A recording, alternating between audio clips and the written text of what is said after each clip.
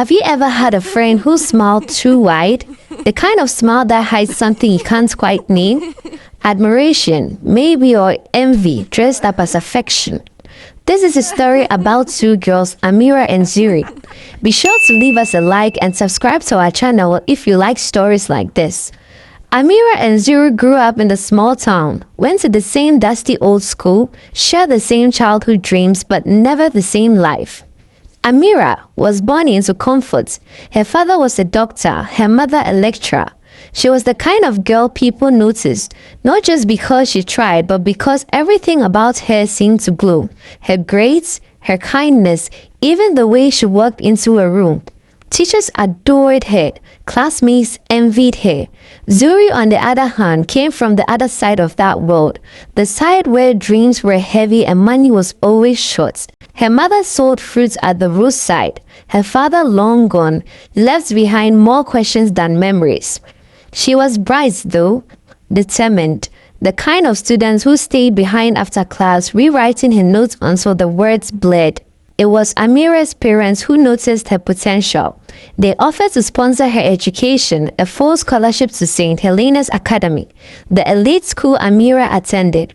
It was meant as an act of kindness, but sometimes kindness has consequences that nobody foresees. Because from the day Zuri stepped through those gates, something shifted. At first, she was grateful. She thanked Amira's parents, called Amira her sister, even shared her lunch when Amira forgot hers. They laughed together, studied together, and dreamed together. But somewhere between the laughter and the late-night study sessions, a seed of bitterness began to grow in Zuri's heart. Every time Amira got praised for her perfect grades, it stung. Every time Amira's boyfriend Toby showed up after class with flowers, it burned.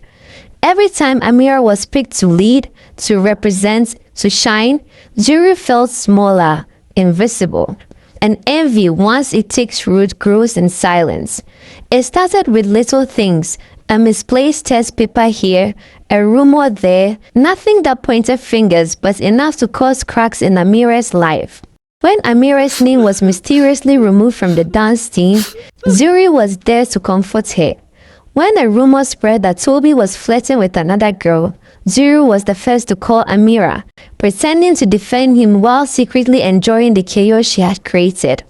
No one suspected her, not even Amira, who in her trusting innocence kept calling her best friend Zuri. But fate has a way of revealing what's hidden. One evening, Amira borrowed Zuri's laptop to print an assignment. As she typed, a message popped up on the screen. Got the pics, her project is ruined, she will never make it to the finals. Amira froze. At first, she told herself it must be a mistake. Maybe it was about someone else. But as she scrolled up, her chest tightened. The messages were clear. Zuri had been plotting against her for months, feeding lies, sabotaging her work, pretending to be her friend while slowly cutting the threads that held her up. She closed the laptop quietly, placed it back where she found it, and said nothing. That night, Amira didn't cry. She just stared at the ceiling, remembering every "I'm here for you" and realizing each one was a knife wrapped in a hug. But instead of confrontation, she chose observation. She smiled when Zuri smiled, laughed when Zuri laughed, and waited. Zuri, who didn't know Amira had found about her mischievous behavior, continued her little games on Amira. When Amira was nominated for a leadership award, Zuri spread whispers that her parents had bribed the committee. When Amira's science project got approved for funding, Zuri accidentally deleted the presentation file days before the showcase. Each time, she played innocent. Each time, Amira restarted, slower, quieter, but with her eyes wide open now. Then came the school charity fundraiser, an event organized to raise money for underprivileged students. Amira led it. Zuri, ironically, was her co-chair. It was the perfect chance, Zuri thought, to destroy her friend once and for all.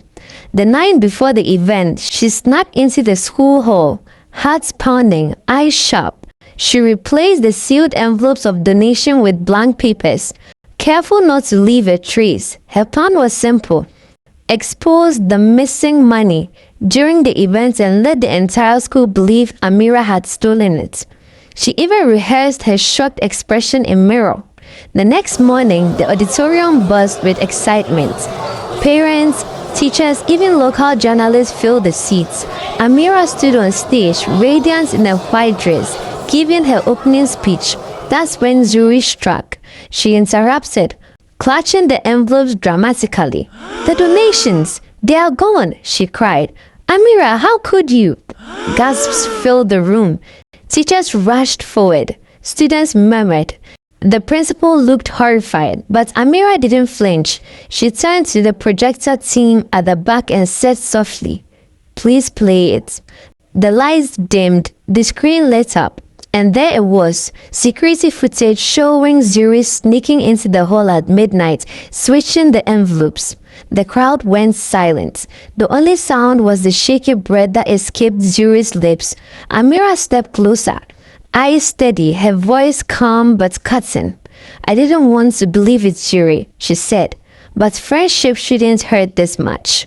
Zuri's tears came fast. She begged, pleaded, tried to twist the story, but it was too late. The truth was undeniable.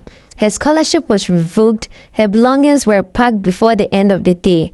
As she walked out of St. Helena's gate for the last time, she looked back to see Amira watching her from the window. There was no hatred in Amira's eyes, only quiet sadness, because she hadn't won anything. She had just lost someone she once called family. Months passed, life moved on. At graduation, Amira stood on stage holding the leadership award. Her smile was gentle, but there was a heaviness in it, the kind that comes after heartbreak, not romance but betrayal. When it was time to give her speech, she didn't talk about achievements or award. She said this instead: "Be careful who claps for you. Some people only do it to count how many times you fall." The crowd erupted in applause, but her eyes drifted to the back of the hall, half expecting to see Zuri standing there, but she wasn't. Years later, fate brought them together again. Amira was now a nurse working in a busy hospital in the city. One rainy afternoon, she walked into a small cafe to escape the weather, and there she saw her, Zuri. She looked older, tired. The brightness in her eyes had dimmed. She was wiping tables, her hands rough from work. When she noticed Amira, she froze. For a moment, neither spoke. Then Zuri whispered, "You look good." Amira smiled softly. "So do you." She lied. There was silence between them, heavy, familiar, filled with memories they both wanted to forget. Finally, Zuri said, "I never wanted to hate you." And Amira replied, "But she did." Zuri nodded, tears gathering in her eyes. "I don't forgive myself." Amira looked at her, her voice quiet but strong. "I already forgave you a long time ago. I just learned to love myself more." She placed some money on the table, wished her well, and walked out into the rain. Sometimes envy wears a smile. Sometimes love turns into a mirror that reflects everything we hate about ourselves. And sometimes the person you take a bullet for is the one quietly loading the gun. So tell me, if you discovered your best friend was secretly jealous, would you confront them or let karma finish the story for you? Because in the end, jealousy doesn't destroy the person it targets. It destroys the one who carries it.